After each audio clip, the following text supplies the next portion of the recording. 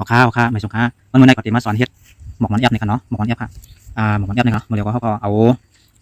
ดีทั้งในมันไก่ทั้งในมันออกเปียกนี่ค่ะเนาะผมนั้นมันติดขั้นนี่ค่ะก็เอาดีทั้งในมันไก่ทั้งมันออกเปียกมัวๆเดียวเขาก็มาซอยให้มันเป็นป๊อดนี่ค่ะเนาะมาซอยมันเป็นป๊อดค่ะ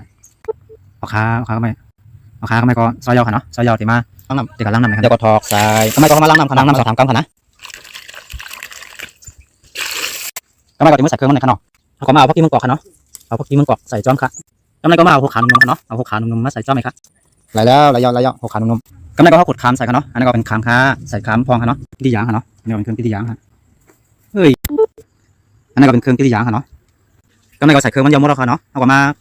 คนให้มันเข้ากันค่ะกำไรก็คนยาวๆค่ะเนาะเอาก็กาวตองมาใส่ค่ะกาวตองมาใส่แล้วก็ยัดค่ะเนาะแล้วก็มาใส่ตองแล้วก็ยัดค่ะเนาะกำไรก็ยาวๆค่ะเนาะกำไรก็มาใส่ไผ่มันค่ะกำไรก็ใส่ไผ่กำไรก็เขาขายัดนิ้วไผ่ค่ะเนาะก็ไม่เนาะในขายัดไปนิ้วไผ่ค่ะเนาะแล้วก็เอาเขียงมาเตียงเนื้อมันเลยค่ะเดี๋ยวก็มันติดน้ำซุปเลยค่ะเนาะผมเตียงไว้เอาข้าวก็ไม่เอาซุปค่ะเนาะว่าซุปก็จะเป็นทำไมครับมาค่ะแต่ก็เขาก็เลยไปกินก็คำได้มาจากเขาเลยค่ะเนาะกินหมกมันเนี่ยค่ะ